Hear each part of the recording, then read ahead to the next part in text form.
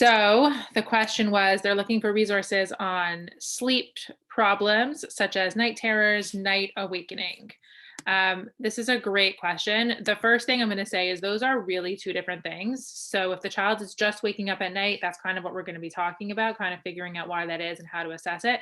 Night terrors are a little bit different. Sometimes there's like a medical thing going on. Sometimes it's when kids are getting sick or things like they get night terrors. Sometimes there's just nothing you can do. Some kids just get night terrors. It's not necessarily behavioral, it's more physiological.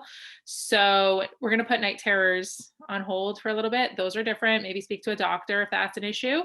But in terms of just general night wakes, child's waking up at night, they're not sleeping properly. This is where we're going to go over. This is Gregory Hanley's sleep assessment and treatment tool. He has some really great videos, and we put into the chat where you can find that. He has some really great tools.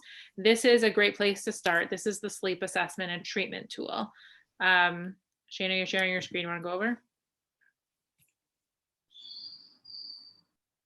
Oh. Sorry, I was on mute.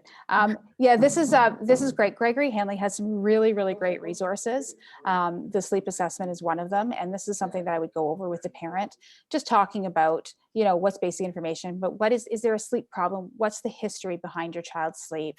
How long have the problems occurred, etc. Have you done anything in the past to address those goals? And then what are your sleep goals? So are they night terrors? Are they night awakenings? What are they specifically?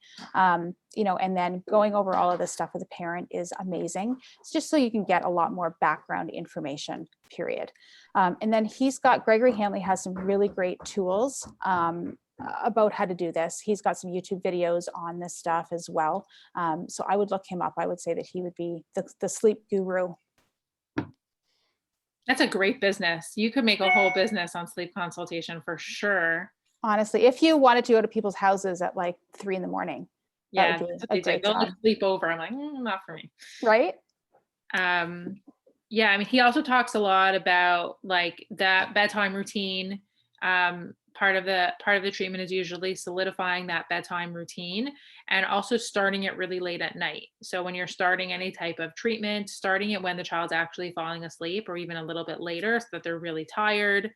And then making sure that you have a really solid bedtime routine that's happening, that's predictable. And then if the child wakes up in the middle of the night, you may repeat parts of that routine. So it becomes almost like an SD for sleep. Which is what you're creating.